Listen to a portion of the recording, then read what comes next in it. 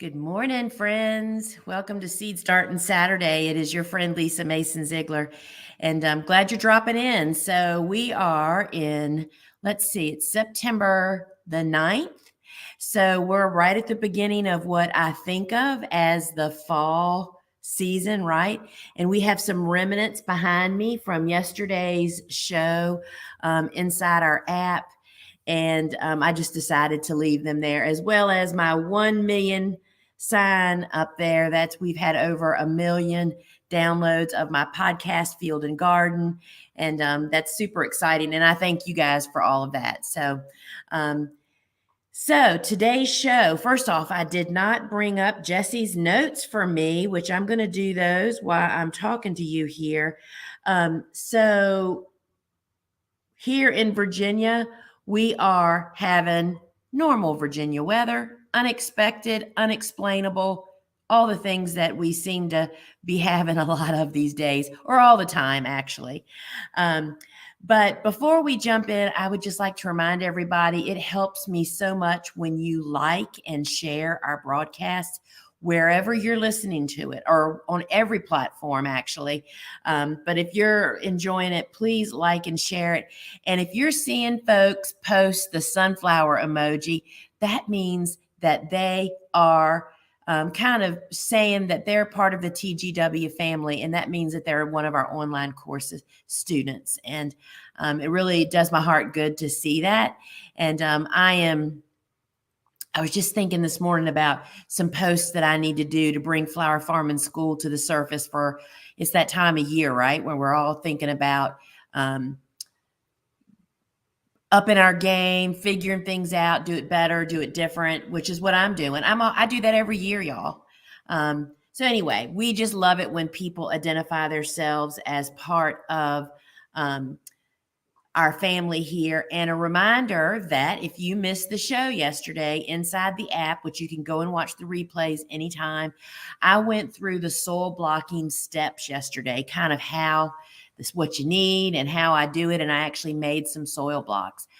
So you can check that out. And there's a really great special going on over there. There's a deal of the day, which is my seed starting course, which is normally $24.95, is on sale for $9.95 until Sunday morning at 8 a.m.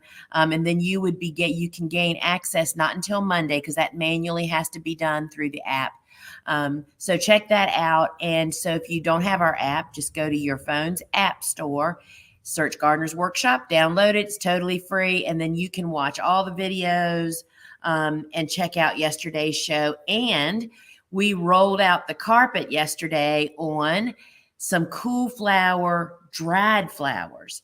So we'll be bringing out some of those each week over the coming weeks to see, we all know what they look like fresh, right? But it was really cool. And some of the ones will be very surprising to you.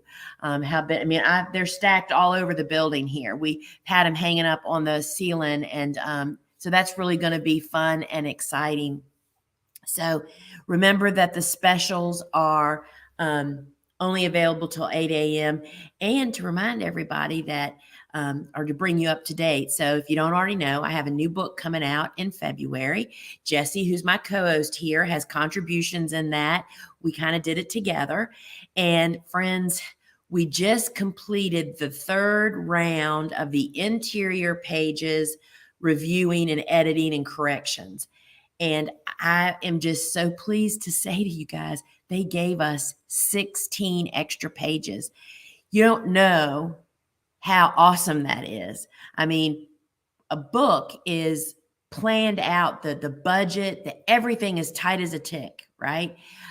Getting it all done. The fact that they veered from the plan and gave us 16 extra pages is incredible. In fact, I don't think I've ever heard of anybody getting that before. And so that just makes me so pleased to know they didn't want to axe any of our images or our text. So I'm really, really happy. And so we're rereading the book And I just cannot wait for y'all to have this book in your hands. Now, you want to get on the wait list, and you can do that either in our app or on our website, because we'll be rolling out some special stuff in the next few months before the book actually becomes available. And you don't want to miss out on that. And one of them is people that purchase through us are going to get some additional bonus information, like, for instance, the flowers that didn't make the book. So you want to check that out and get on the wait list so you will not miss out on that. And I'm talking anyway. And I also want to say, because we got a question about this, do you guys know that we actually have 2 podcasts? There's my podcast, Field and Garden, the 1 million downloads and climbing. But we also have another podcast that I actually partner and co-host with Lane, who is our seed manager and coordinator and buyer here at the Gardener's Workshop. And it is awesome. And I'm sure you may have seen it here on YouTube, but if you didn't, go check it out. She actually does a beautiful program, PowerPoint, that goes with each podcast. So be sure and check out both of those podcasts, and has lots of cool flower stuff over on Seed Talk and on Field and Garden to help you with that. So now that we got all that housekeeping stuff out of the way, back to our sunflowers, right? So sunflowers, first off, we are so suffering from sunflower loss right now. I think I've maybe mentioned in a couple of previous weeks that we all of a sudden, where those sunflowers were being planted, we had major loss from rabbits, like 3 or 4 weeks got just gone. And we're not sure if it's just a rabbit. We're not sure if it's deer or a rabbit. But anyway, it's continuing. So we've been row covering them, right? Well, Bobo uncovered some last week that were, pushing the row cover off, and they were hooped, and they got eaten. So I'm pretty sure it's deer. We've never had deer eat sunflowers.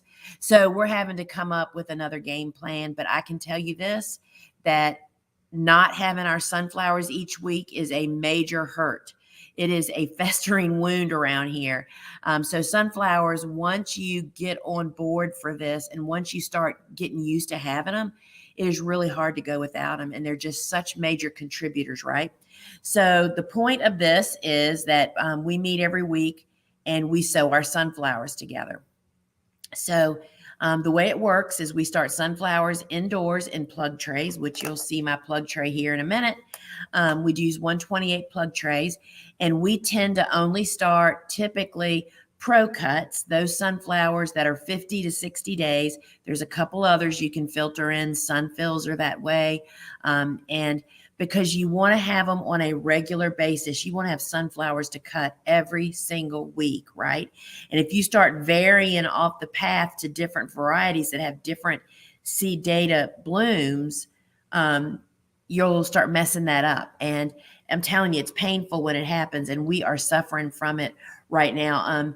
My mother-in-law, who's 98, and I take her flowers every week. I go there on Friday afternoons, where that one of us is there every day. And she even asked me, I took her kind of a different bouquet last week. We didn't have any sunflowers, a mix of grasses and peppers, and I poked a few zinnias in there. And when I went and saw her this week and took her yet a different bouquet from last week, she said, boy, I sure do miss those sunflowers. It's just so funny that even she noticed they weren't around, right? So you got to take the steps that you need to take to provide the protection that you need, because they are just so awesome to actually have them. So here's how it works. I sow sunflowers every week, and I start sowing them at least 3 weeks before at least 3 weeks before my last spring frost. And then I do it every single week on the same day. We sow them here together, which you're going to see me do here in a minute. And then they're going to go in, be watered thoroughly, then put onto the seedling heat mat. They stay on the heat mat until 50% of them show signs of life and start cracking.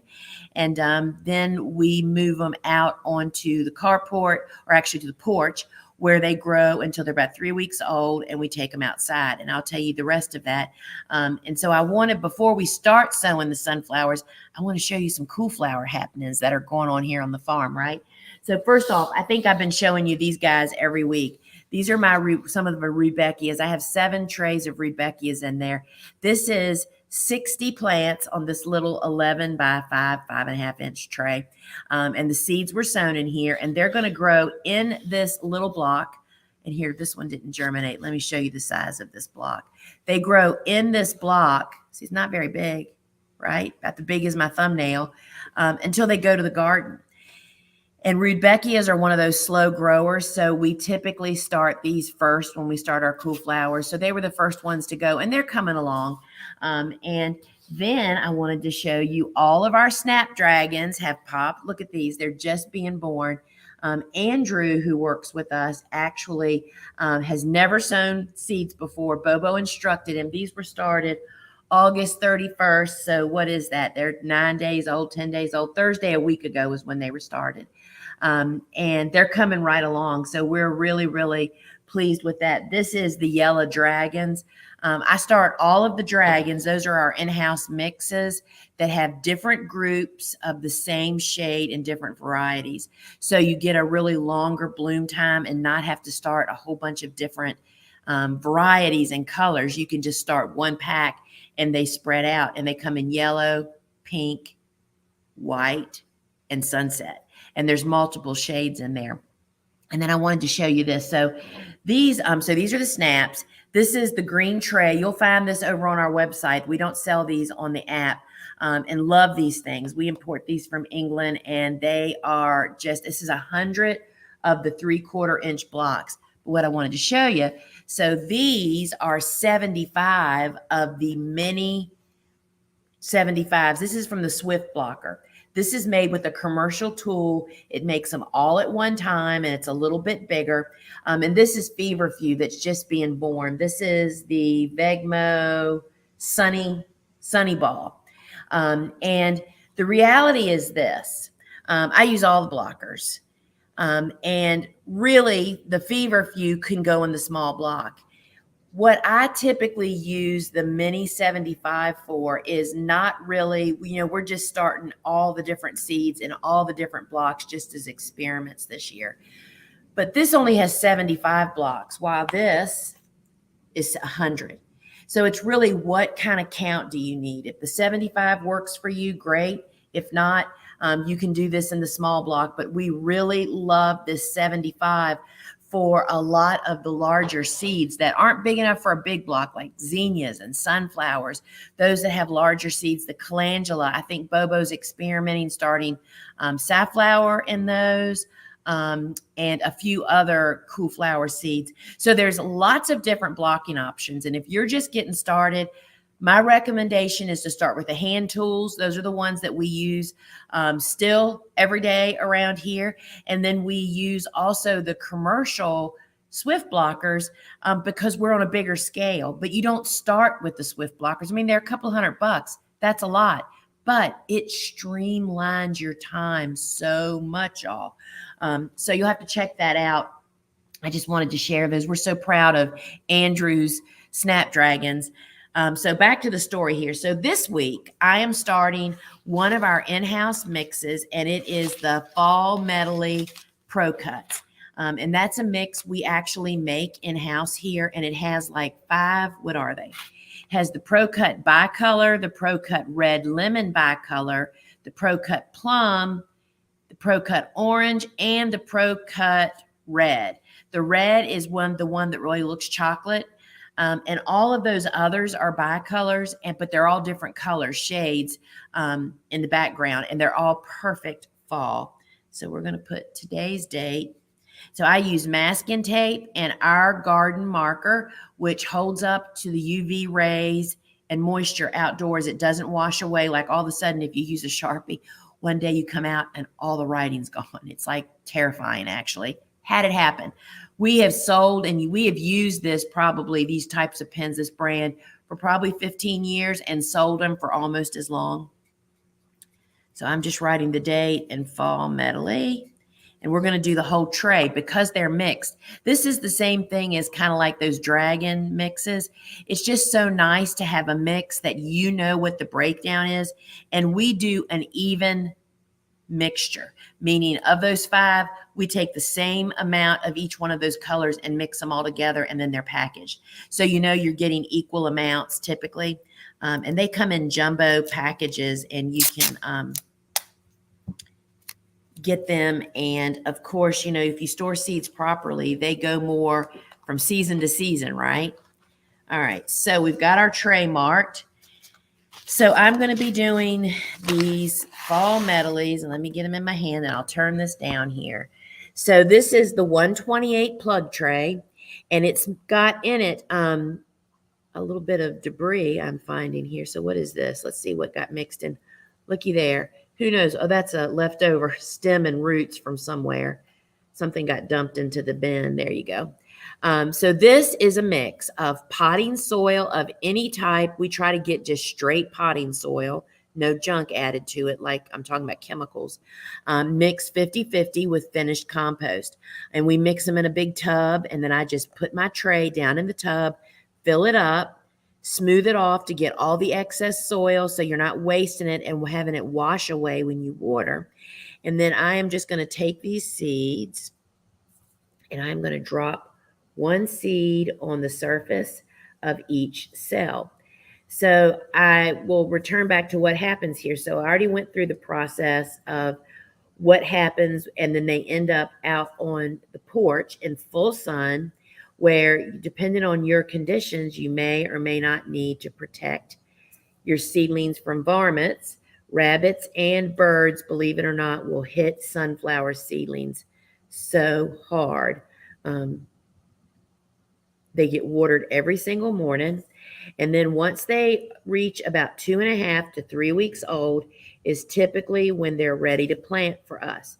When they start getting older than 3 weeks, they just start having issues, y'all. They're getting tall and rangy. That leads them to get diseases. So you really need to try to get them out into the field, have your space ready to roll when they reach 2.5 to 3 weeks old. And the way that Bobo tests to see if they're ready to plant is she actually just pulls on the stem. Like if there was a stem here, she would pull the stem, and if the whole chunk of soil comes up easily without feeling like she's going to rip the stem from the roots, then she knows it's time to plant.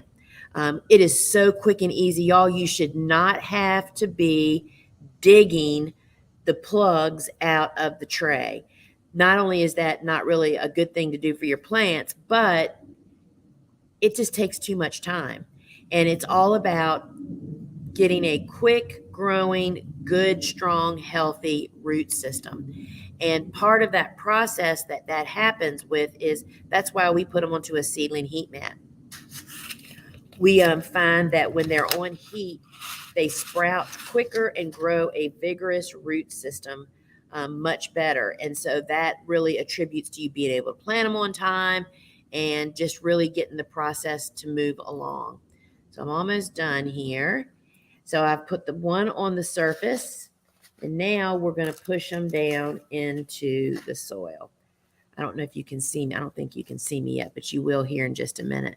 So I am basically placing my fingers on the 2 seeds and just pushing them down about halfway through the cell, because sunflowers prefer darkness to germinate. This is going to cover them with soil and create that darkness. So once you take these into the grow room or wherever and water them, the water with a sprinkler head watering can, the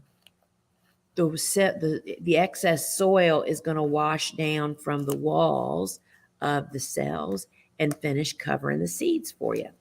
And as quickly as that is, we're done, right? That's it. So I'm taking in there, going to water them, going to put them on heat. Once 50% of them show signs of life, I'm going to take them out onto the porch in full blasting sun where they're going to sit and stay. And they're going to get watered every morning. And when they start looking like they're close, Bobo starts giving them the pull test. And then she plans on planting them. We plant out into beds that have been prepared with dry organic fertilizer. You can find that on our website. Also, that'll show you what it is that we use. It's the same we use for all of our plantings, right? All of our beds are prepared that way according to the directions that are on the bag. And so I see Jesse is posting the links. And if you're watching this replay, if you go to the live comments, then you'll actually be able to get to all those things.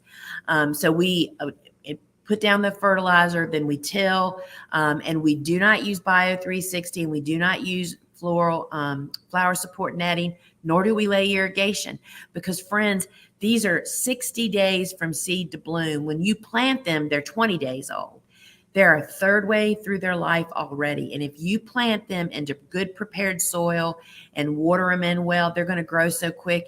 They outcompete any weed seeds that are on the surface, and they just grow really quick. So Bobo plants, she goes out to the bed, she rolls out her flower support netting for a planting guide.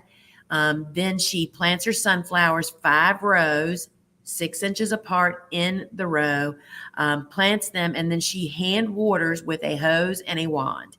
She makes sure that every individual plant gets good water, and then they're pretty much on their own. We get very often rain, frequent rain around here. So, if you're in a drought area, obviously you're going to have to either put down irrigation or water. But for us here, this is just what we do. But we don't. So as soon as she's finished planting, she rolls that flower support netting up. And that's her planting guide netting. So sunflowers, in fact, would benefit from flower support netting, but we plant so much volume and so often, we just gave up trying to get them netted. We never got them netted on time. And here's what the rule is for me. If a crop is really important to you, I say net it. If you're a small grower, I say your sunflowers are more important than a big grower. That, when we were planting 1,200 a week, it was not very often that we ever lost a whole week's planting. We could have a storm roll through that would lay down the back of the bed or the front of the bed or the middle of the bed, but we still had sunflowers. We could survive that, right? Because the amount of labor it took to net that stuff or to put down irrigation, it just wasn't worth it. I was willing to take the risk. But the smaller the grower you are, the more you depend on small plantings. So I say do support netting, but we do not. And we don't go back to that bed until they're starting to bloom, right? So that is kind of the story. And, learning the correct stage to harvest, just as the first petals, if my fingers are the petals and my palm is the middle disc, when they lay down, when that first petal just starts to lift is when we cut them. That's how you protect the petals from damage from beetles and grasshoppers and all such things as that. So let's see what questions Jesse has over here for us. Hi, Lisa. In your book, you suggest topping off your new beds with 2 inches of compost. Does that mean we are direct seeding and planting transplants into the compost? You can do both, but I will say that compost is not compost by itself, not straight compost, I guess is what I should say. We typically don't direct seed into straight compost just because it's not got all the components of soil, and it really dries out so much quicker when it's on the surface like that. So with transplants, when we're planting, we kind of go through that 2 inches of compost to get the soil, to get the roots to where the soil is. So you can do that, maybe 1 inch of compost, but that was something Jenny Love and I talked about that. And you can find the podcast I did with her on her no-till flowers on Field and Garden, posted recently, I think. We talk about how we didn't quite understand that when we started using compost on the surface, and how you just can't keep your stuff watered. Compost does its best work in the soil, not on top of it. However, it can be a great mulch, not necessarily a great plant into it and just it. So we direct seed with it incorporated in the first couple of inches of soil, and plant through it with transplants. Hope that answers that. Hello. Survived the Hurricane Ida in Florida, Zone B, 8B. I can still do some cool flower starts, correct? Oh, yeah. First off, I am so glad to hear that. we live in Hurricane Alley too, and it's just like it's just the toughest worrying about it, wondering about it, and then preparing for it, isn't it? I'm so glad you made it through. So yeah, in 8B, we certainly haven't even begun to start planting anything yet. It's still it was 90, day before yesterday was 100 degrees here. So yes, you still have plenty of time. And again, you can really push the envelope on transplants. You can start them and plant them outside. And if it gets cold really quickly for some reason, hoop and cover them. And that'll buy you some more time. So yes, we're glad you survived blinded by the light and get busy. We're just now starting seeds. And I'm in 8A, so you still have plenty of time. Teal, can I do a flower farm on half an acre? By all means, yes. In fact, yes. My first decade of flower farming, I only had 2 quarter-acre gardens, and those were my most highest production per square foot years ever. The bigger I got, the less you produce from a square foot because you lose efficiency. You have more space. You spread yourself out. I'm telling you, friends, one of the things that I wrote about in the new book, the Cut Flower Handbook, is that the size of a cutting garden has a direct relationship to how successful or if you fail. The smaller is better. And I'm a true believer of that. I think a half an acre is way too big for most people. If I was just starting a flower farm, I'd definitely start on 1/8 of an acre. Learn how to farm. It's so different than gardening. Learn how to farm. And that's what my course, Flower Farming School, takes you by the hand and sets you up and then walks you through building a garden and what you should plant to get started. Because, friends, you do not want to be learning how to farm with high value crops like bulbs. And I hear it from people all the time, tulips and ranunculus anemones, and they screwed it up because they didn't know, just like I don't know because I don't grow them, didn't know how to take care of them, plant them at the right time, buy the right size, and they had a total loss. And it's very discouraging versus starting slow and small with very strategic steps. Is like a recipe for success. And I will tell you that the biggest issue that I see, you have to understand that I was a business person before I was a flower farmer. I was the business manager of an animal hospital for about 15 years. And so I see business from a different light. What I see through all these years of teaching thousands of students is that because it is so easy with flower farming to just start growing in your backyard and grow bigger and bigger and bigger and not address any of the business side of things, like what do people want? Who am I selling to? Who would my customers be? How do I package it? How do I price it? Those are all afterthoughts, right? And so often we just see wonderful, good growers just never get their business off the ground because of just jumping in and getting big before they address the flowers, in my opinion, there's a pie. The flowers are one equal piece with all those other things of growing a working garden, selling, harvesting and conditioning. All of those are as important as flowers, but we most often don't do it that way, right? So Flower Farming School I would love to meet you in there, Teal. All right, Brooke. When you say use a heat mat, how long do you leave them on the heat mat if you had room? Remove after germination or leave on? Thanks, Lisa and team, but you're in Oregon. I would totally prepay for your book if that helps. With how many get published, I can hardly wait. Well, Brooke, we're working on a way to pre-sell. So just be sure you're signed up on the wait list and you'll be in the loop because we are going to have a really special pre-sale only customers are going to get something really special. Anyway, so it doesn't matter about having room on the heat mat. The process is, for me anyway, you do not want to leave seedling trays on the heat mat any longer than that first 50% germinating because it's just going to toast them typically, right? And I will say that, just sticking with the same system that really works really, really helps me. So typically for sunflowers, it's about probably 1.5 to 3 days to get them off of the heat and get them either under a grow light if you're not going to put them outside, or outside onto the porch to grow. And thank you for asking. And thank you for your vote of confidence on the book. Dadgum, here's my question. Dadgum, is that you, Mark? Dadgum is one of our southern words, isn't it? Do you fall plant Cerinthy? I do. So we experimented with that the last 2 years, and I will tell you, our fall planted Cerinthy, I cannot wait for you to see the pictures in the new book. The fall planted Cerinthy was mid-thigh high, tall.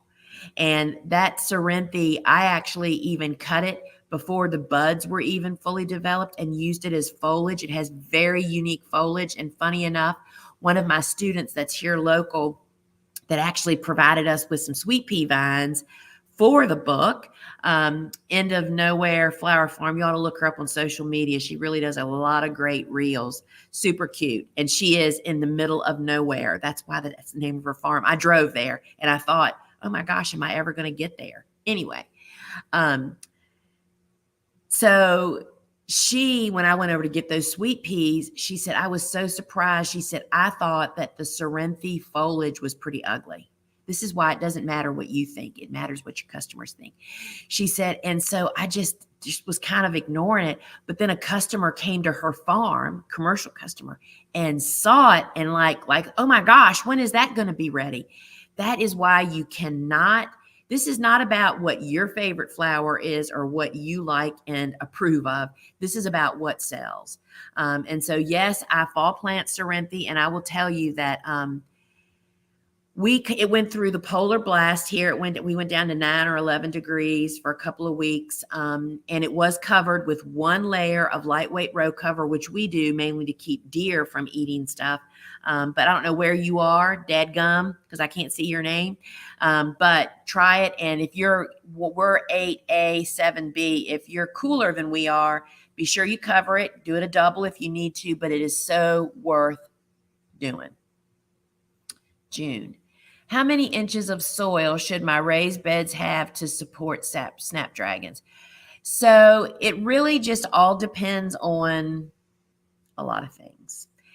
First off, we plant in mounded raised beds, which we show you how to do that in the book and talk about it. There's mounded raised beds, and then there's raised beds that have frames around them. The mounded raised beds are what my commercial garden is made. We made them by hand for years, but now I have a tractor that makes them.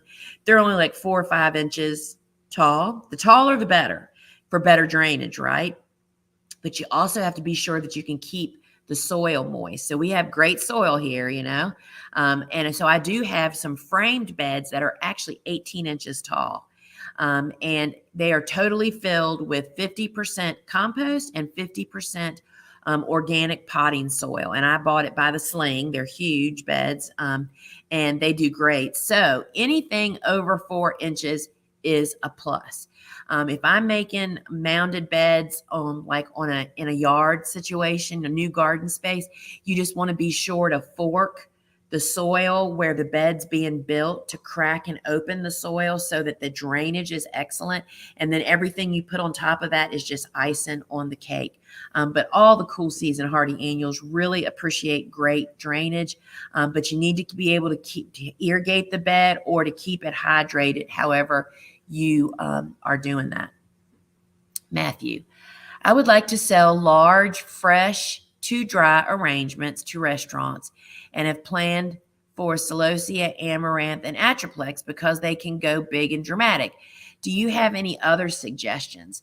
So Matthew, that's a great idea. That would be a great niche. I just want to caution you that you really need to give some really specific, easy step-by-step instructions to the restaurants, because, for instance, most flowers droop as they go to dry. That's why we hang them. And so for me, whenever I had a message for a commercial customer that I wanted to be sure that I knew everybody saw the instructions. That instruction would go right on the invoice where they're charged for whatever it is you're selling them. Like, for instance, on the invoice, it would say fresh to dried bouquet, how many gazillion dollars you're charging them for that.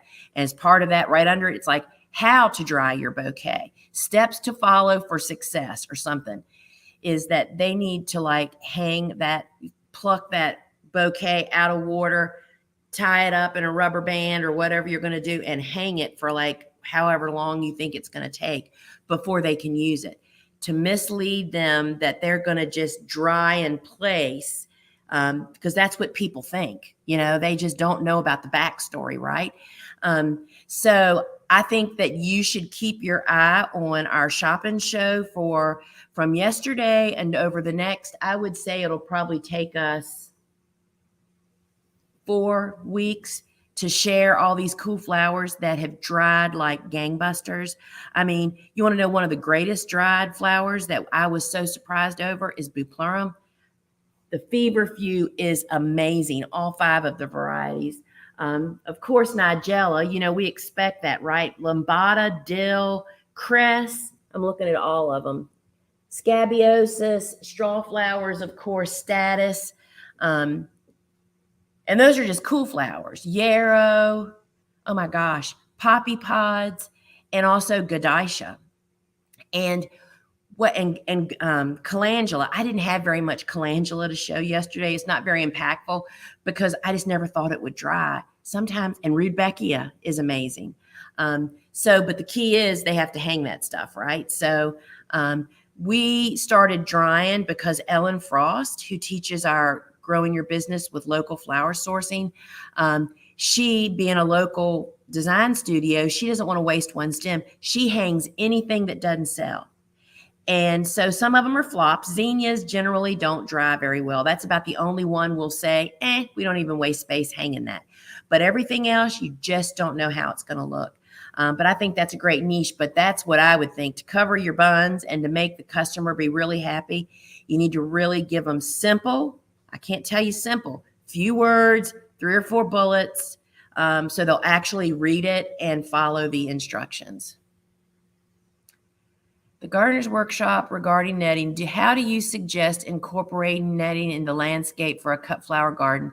Do you place it in the back of the beds? What a great question, Jennifer. We actually talk about that in the book too. I say in there that for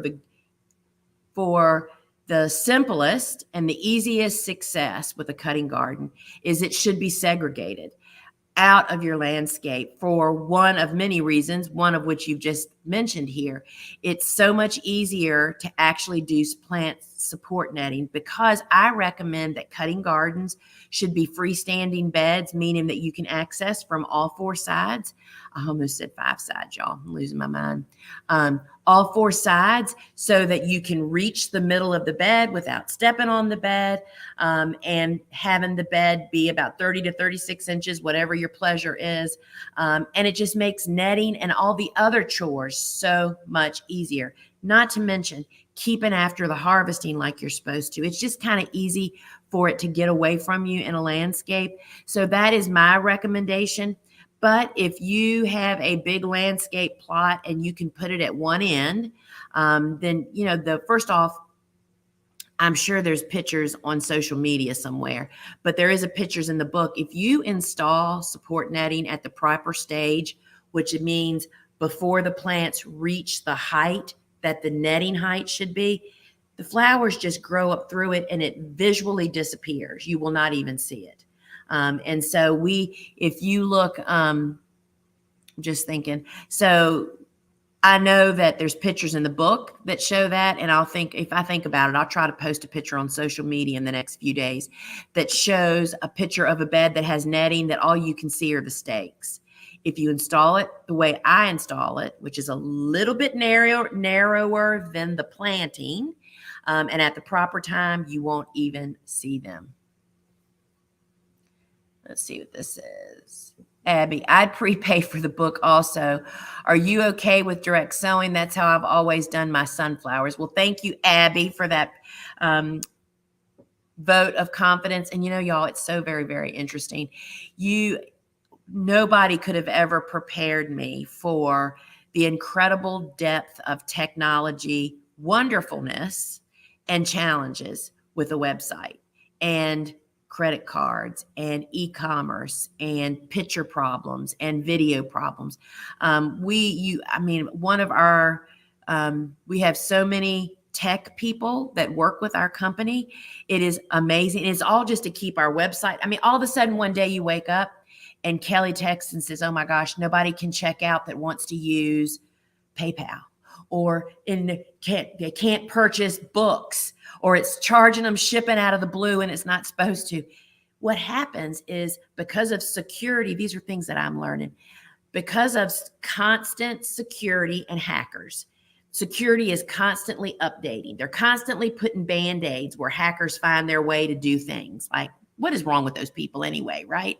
Well, when those updates happen, it's like adding a new medicine if you take 20 medicines. All of a sudden, something starts interacting funky, right? And it makes something go ballistic over here. But first, you have to figure out what's causing the problem. It is just crazy. So the pre-sale is what I'm getting to. We have figured out a way for that to happen.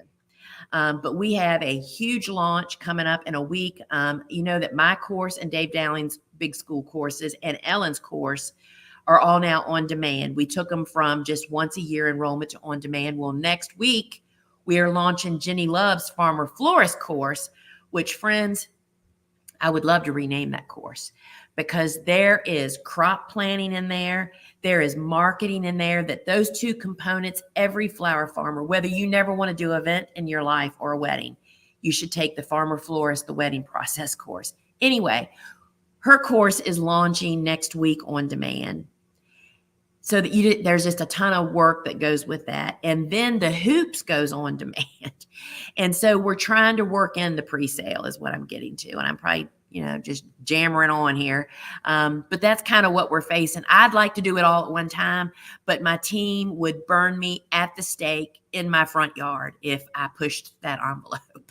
So we're working on it, and I cannot wait for y'all to get it, because we're going to give you an immediate resource to help you hold you over until you get to the book. So I said that wrong earlier.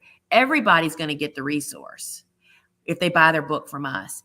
But when you pre-buy it, you're going to get it early. So it's going to help you through the winter and the very early spring planting before the actual book comes out. So anyway, Jessie's probably shaking her head because I'm just jammering on. Sorry. But are you okay with direct sowing sunflowers? How about if I answer your question, right? So you can direct sow sunflowers. We don't do it here because of weed pressure. It's just more work. It's less labor with a better stand of plants for us. When we walk out to the garden with transplants, it takes Bobo no time to plant them, and we're done. If we direct sow, we have to over sow because stuff happens to the seeds. Then they have to be thinned. Then they have to be hoed while they're growing up in the garden versus growing up in a tray indoors. So it's just easier for us. If you have success, go for it, Abby. I mean, I think that's great.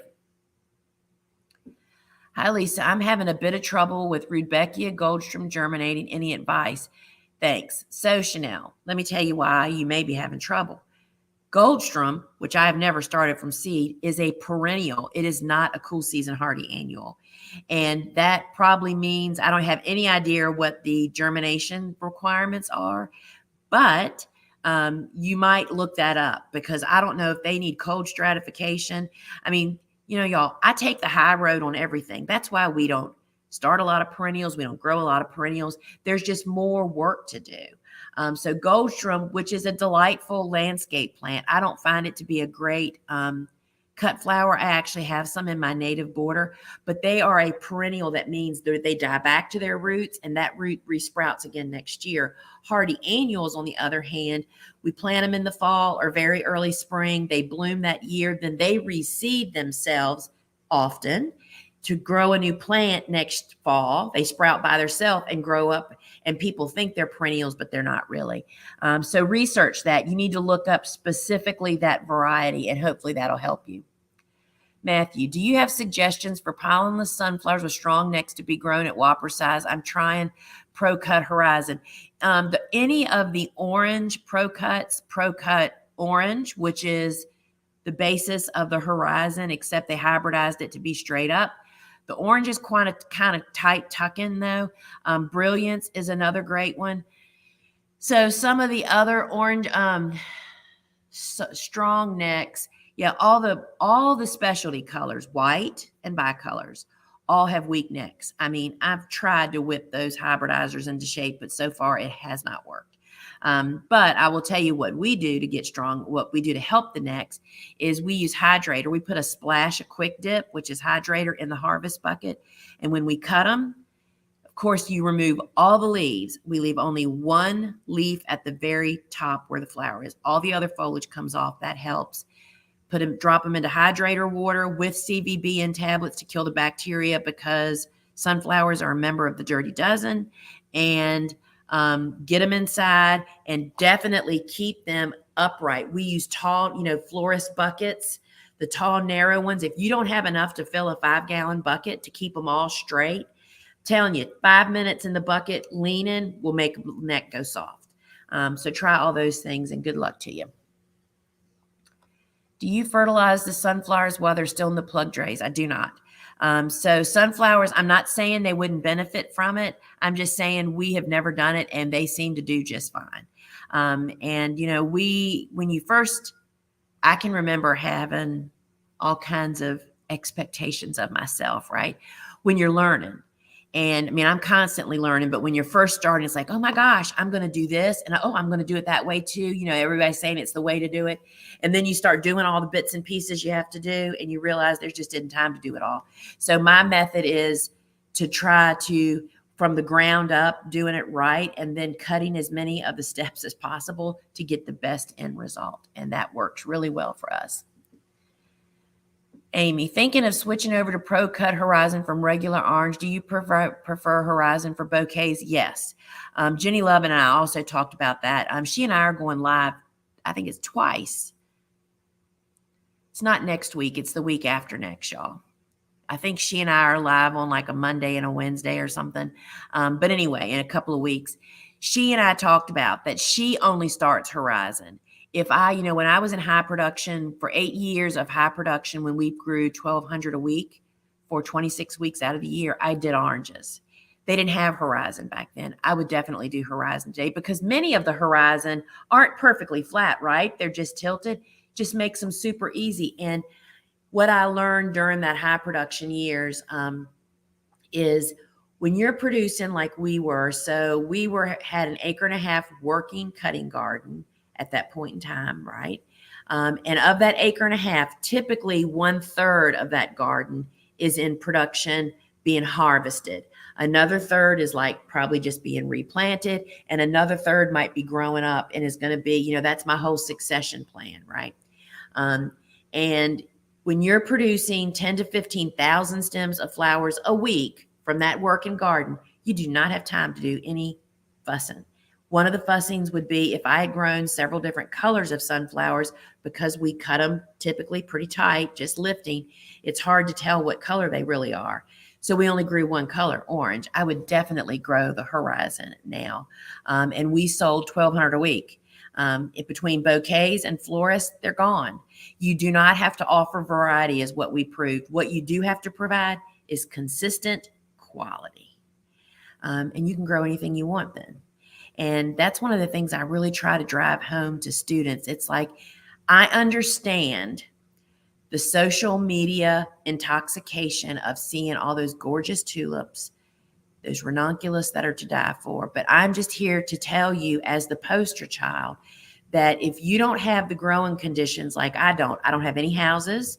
And yes, you can grow them out in the field, but it's a lot more work. I can grow more sunflowers and make more money. So much simpler. And if a storm comes and wipes them out, or a deer comes and eats them all, I'm not out a lot of investment money, right?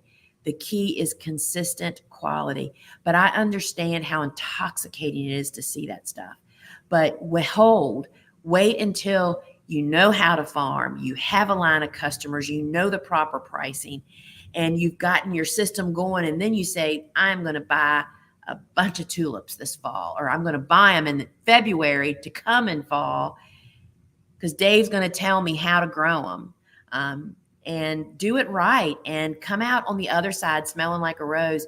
So many people are so war torn from just trying to figure stuff out.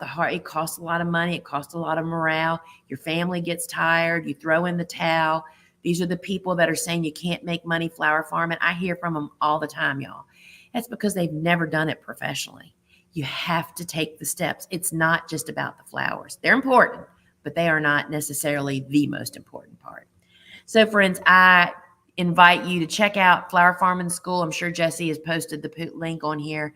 I would love to have you in class. And until we meet, I better look at my notes. I'm learning. Jesse's trying to train me, y'all. So Wednesday, the other place you can get me to answer your questions, if you get there early and get it posted, because I never can answer them all, is I do Ask a Flower Farmer on Wednesdays at 12:30 Eastern Time on my Instagram handle, Gardener's Workshop Farm. And then next week, so it says next Friday's show. I don't even know what this means, y'all. Next Friday's live shopping show, the prize drawing for live attendees. So that means, that's how we do it. You have to be there live. I give away something every week. This past week, I gave away a $25 store credit. I've given away all kinds of great stuff, but you have to be there live to claim it, to sign up for it, and to claim it. So join me back here next week. And friends, thank you so much for being here. Remember to please like and share. That helps me so very, very much. And invite your friends. Make a comment. We appreciate it so very, very much. And join me on the Friday shopping show, friend. We're talking cool flowers these days. Thanks, everybody, and have a great weekend.